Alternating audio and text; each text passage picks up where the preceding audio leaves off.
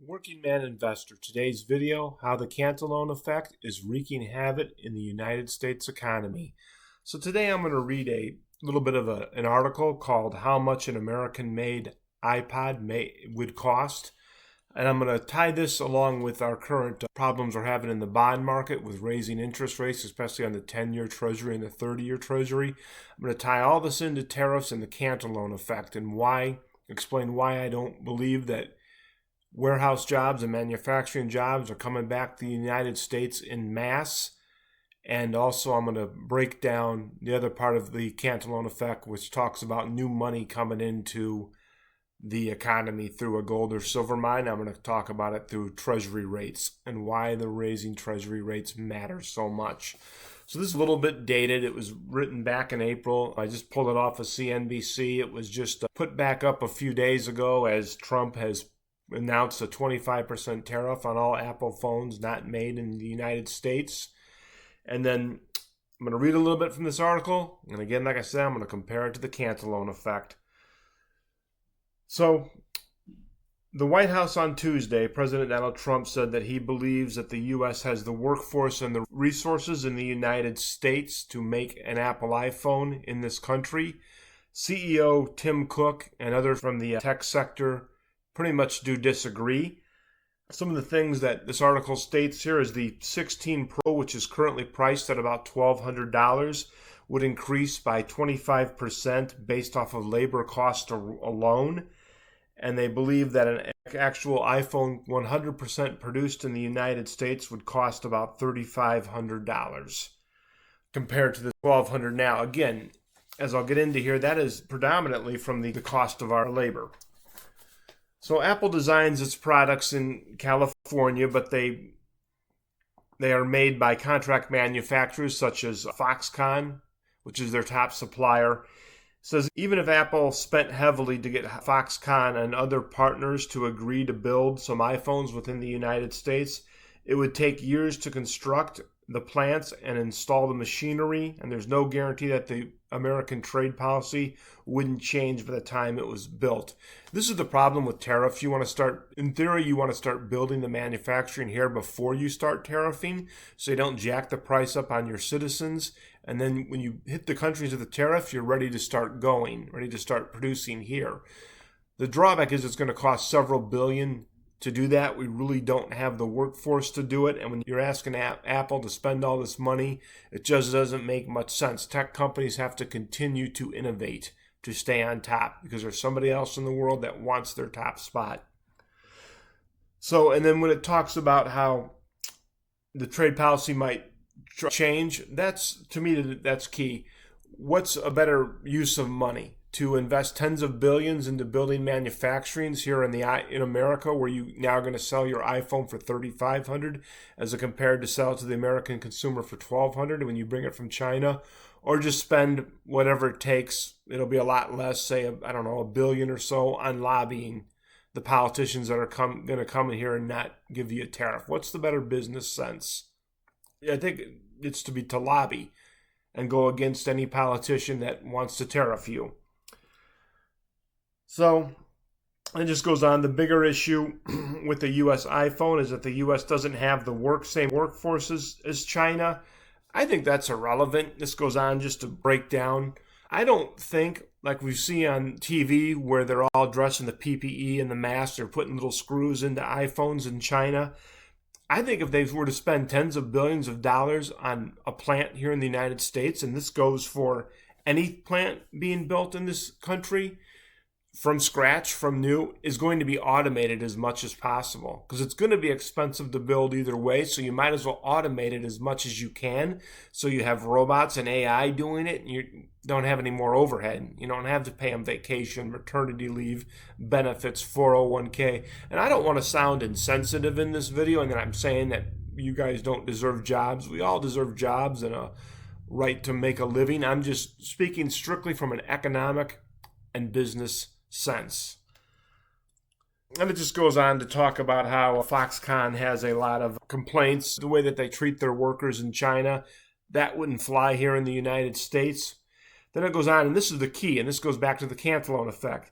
Chinese workers get paid less than American workers. The hourly wage during the iPhone 16 surge was 26 yuan, or $3.63. That's an hour, with a signing bonus of 7,500 yuan, or about $1,000 American.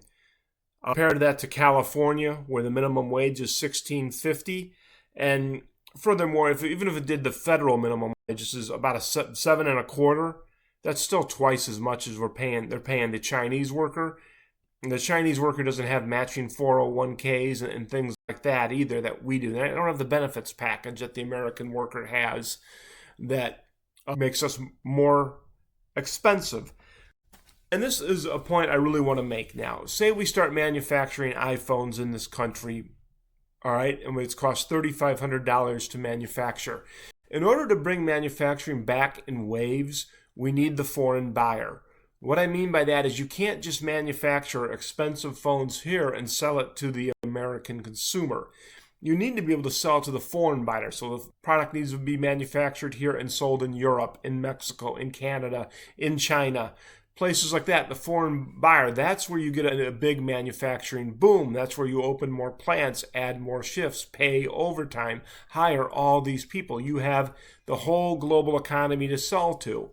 So if we're selling for $3,500, why would anybody in a foreign country buy an American-made iPhone when they could still buy the Chinese, or in this case, India, because they're getting ready to open plants in India, an Indian-made iPhone? It's the same product. It's going to be the same quality just about, only it's going to be 3 times less coming from India or China. This is the problem with bringing manufacturing back. This is the Cantillon Effect. Richard Cantillon studied economics back in the 1700s, and he noticed that states had money coming into their country 2 ways. One was through manufacturing, selling to other states. And the other way was through the discovery of a gold or silver mine. Once wages got high, once your standard of living improved, like in the United States, we have a very high standard of living. It takes a lot of money just to survive. Once that happens, you start to demand raises from your employer, and the employer starts giving it to you. When that happens, your manufacturing to export becomes more expensive to these foreign countries. So what they do is they then will build factories to try to compete with you. Not really compete with you, but try to keep it out of your country. And at first, it's junk when they make it. So we could still compete because we were making quality stuff. They didn't want to buy the cheap junk. They were willing to spend a little extra because what we had was more quality. But the more the foreign manufacturing did it, they got better at it. To the point where it was just the same. So now it's circulating in the economy. You got these 2 products about the same quality, but one's 3 times cheaper. What does the average person do? It doesn't matter. It's human nature. You buy the cheaper one. Then it goes 360. You lose that trade balance, your home country, and then they start importing it into your country, and your domestic manufacturing can't keep up. It goes under. When that happens, everybody falls into misery and poverty. That's the Cantillon Effect. That's what we're suffering from now. This is why we can tariff and keep stuff out of this country and make it really, really expensive to import. But it's going to be expensive, not just in the short term because we don't have the manufacturing already built. It's going to be expensive because we're going to pass the tariffs on to the consumers. We don't have the infrastructure in place. We don't really have the skilled labor to build it in mass. For every 5 tradesperson that retires, there's only 1 skilled trade person to take their place. So building this is going to take a while. Then when we build it, it's going to mostly be automated, but even then it's still going to be too expensive. We're not going to be able to sell it to the foreign buyer. And that's what you have to be able to do that. You have to be able to sell in the global economy for manufacturing to go boom. Just like in the 50s and the 60s, manufacturing boomed because after World War II, the majority of countries' manufacturing was destroyed in the world. They really didn't have any choice but to buy from us. We kept bringing in that new money and our standards of living raised. So then it just goes on here in the article talk about amounts of $10 billion investment from Foxconn to build plants in Wisconsin in 2017. Apple was never involved in that. Foxconn plans for that plant changed several hundred times. Trump had mentioned that it was going to add 13,000 jobs. It ended up only adding about 1,500, and it was used to make PPE because of the pandemic, and then it shut down after that. And to this day, the plants are pretty much abandoned and most of the facilities remain unbuilt. That is a colossal waste of money and resources, too. From an economic standpoint, that's a disaster. You don't want that. So then it goes on to say, but even after you build the $12 billion factory, once it becomes operational, most components are still imported from Asia. So the problem is we got all these tariffs, so even if they built this, they're going to have to get waivers so that everything that they import to put the phones together and make the phones is still coming from Asia, so they're going to get hit with tariffs, which is going to make everything more expensive. Then it says, even if the phones could be assembled in America, much of what goes into iPhones, again, it comes from other countries around the world which are being tariffed. So while it may be possible to move the final assembly to the United States to enter the supply chain, it would be much undertaken. It would likely take years, if even possible. This is the problem. We're not going to bring manufacturing back in full. Nobody wants a $3,500 iPhone when they can get it right now for $1,200. Okay, that could be a serious problem with the election. It's inflationary. If everything starts to go up, people are going to get voted out of office. This is a huge problem. This is the Cantillon Effect. There's two ways. One, you bring a bunch of money in by producing and manufacturing and shipping it out, and you bring new money in the system. He noticed that. The other way that countries get a windfall of money was through the discovery of a gold or a silver mine. So the miners and the smelters and the owners would go in there and they'd pull the money out, and it would start circulating through the economy. That worked great up until that mine went dry. So if the mine goes dry, the miners are no longer going into the mine, pulling money out and spending it in your economy. That mine's dry. There's no more minerals in there. And you've lost all your domestic manufacturing because your standard of living has risen. You fall into misery and poverty. This is one of the ways empires die. This is what the United States is facing right now. So our manufacturing is gone, as I've already gone over. The other thing that I'm watching really closely is what's today's gold and silver mine. It's not an actual physical gold and silver mine. It's our U.S. treasuries. We sell them at auction. The Treasury sells them at auction. We sell our treasuries. Our treasuries are nothing more than debt. Other countries, because we're the reserve currency of the world, they produce stuff and they sell it to us and we pay in dollars. They bring the dollars in and they settle transactions in the global economy. The other way that the thing that they do is they bring those dollars to auction and they buy our debt, our treasuries. Okay? We bring these treasuries in, and this is what we use to support some of our welfare systems, some of our infrastructure projects, all of that. It's part of the reason why we're $36 trillion in debt. We're spending more than we're bringing in. We're giving more tax cuts so that we're not collecting enough tax or tariffs to cover what we're spending. So we finance it through the sale of treasuries. Now, the way treasuries work is if you have a bunch of bidders at auction, a bunch of investors, foreign countries, foreign businesses, domestic citizens, foreign citizens, it doesn't matter, that want to purchase our debt. If you've got a lot of people bidding, what happens is the price of the bill goes up, the treasury goes up, it gets more expensive, okay? But the interest rate gets lower. This is huge for the United States. You want a low interest rate because it's just like a mortgage. That's financing your debt. If you get a mortgage for 2% or a mortgage for 7%, you want the 2% because your mortgage payment will be less every month and you'll spend less money over the 30-year mortgage, assuming you locked in for 30-year fixed rate, which for this example, we're assuming. Because your payment's lower, you have more money for other things, for vacations, for going out to eat, for adding on to your house or buying a new car. Same way with the country. If our interest rates are low on our treasuries, we have more money for the welfare systems and things like that. If interest rates are high, we have less money. So what we're getting now is we're getting a lot of countries starting to dump our tariffs, dump our treasuries, starting to sell them. When that happens, when you get a lot of treasuries for sale at an auction, especially, so you get a lot of treasuries for sale at an auction, but you don't have a lot of bidders. You have a lot of people that want all this debt. We just had this problem last week. We sold $16 billion in 20-year treasuries. It was an auction. We didn't have a lot of people wanting that debt. So what happens is the price of the treasury then gets cheaper. That's one way to attract buyers. The other way is the interest rate goes up. The yield that we pay goes up. This is good for the investor because they're getting the treasury cheap and a better interest rate. Absolutely horrific for the United States because our debt is more expensive to finance our debt. So we're going to get to the point where the only way we're collecting money is through taxes and tariffs. That's the only two ways we can. We're going to get to the point where if interest rates get too high, all of that money is going to go just to pay the interest rate and not pay down the principal. That's where we're headed. Now, what does this have to do with the Cantillon effect? These treasuries that we sell, they are our gold and silver mine. They're a modern day gold and silver mine. We just put these treasuries up for sale. And the way we've always done it with low interest rates because there was such demand. Everybody wanted our debt. The United States Treasury, the most safe and liquid investment in the world.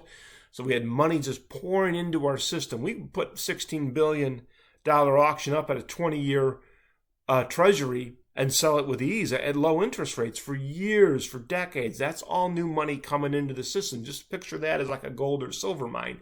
Now, if that dries up, if the debt sales, the treasury sales dry up and we're not bringing in the money anymore and we're unable to produce and manufacture and not just sell in this country, but sell to the global economy, to other countries, which we can't because it costs us $3,500 to make an iPhone and China $1,200, we all fall into misery and poverty. This is why I'm watching so closely the 10-year Treasury note interest rate and the 30-year Treasury note. And I'm also watching this big, new, beautiful bill that Trump has proposed and is going to the Senate now. And Senator Johnson has said there's already enough Republican votes to stop it, which, believe it or not, I think is good news. The bond market does not like the fact that we're adding another $4 to $5 trillion of debt over the length of this bill, pushing us into the over $40 trillion in debt. And furthermore, when they wrote this proposal up, they were estimating a 3.6% interest rate on our treasuries. The 10 years already 4.5. I think the 30 years 5.1. So we are almost a point for the 10-year above that already. So the debt financing is going to be really, really expensive. So I think that this is going to have great trouble getting through the Senate. It's going to get kicked back. We'll look and see what changes get made to it. I even think that there's a chance that if it gets to the Senate and ends up on President Trump's desk, the bond market is melting down so much that there is a good chance he has to veto his own big, beautiful bill and kick it back to be renegotiated because we can't have the interest rates spiking on our treasuries like this. We simply cannot afford it anymore. We have to start doing some debt reduction, which is going to be difficult choices. So I'm actually rooting for the Republicans, and I don't want this channel to be political, but I am rooting for Senator Johnson to stop this, and hopefully we get a better bill of somehow that actually does some debt reduction and gets us some growth, because you do want growth for your economy. It is another way to deal with the deficit. So that's what I got for you today. That's the Cantillon effect. I don't believe, unfortunately, we can bring manufacturing back in waves to bring a bunch to sell to foreign countries, which would be great if we could, because then we could bring new money into the system. Not going to happen. Our standard of living is just too high. It's expensive to live in this country. You can't compete with places like Mexico where $10 a day, $20 a day is really good money for them. You can't not compete with that. And the other way, just like the gold or silver mine, our treasuries, the sales and auctions of our treasuries always bring new money into this economy, into our system. We cannot have that shut off because of interest rates. So it's a really interesting time to watch. It's good things to monitor. Again, I don't think it's reason to panic yet, but you should be on top of this. And I'll have more videos coming out here in the future giving you some ideas of how I invest to deal with these situations. So for now, that's what I got for you. Working man investor, keep grinding, people.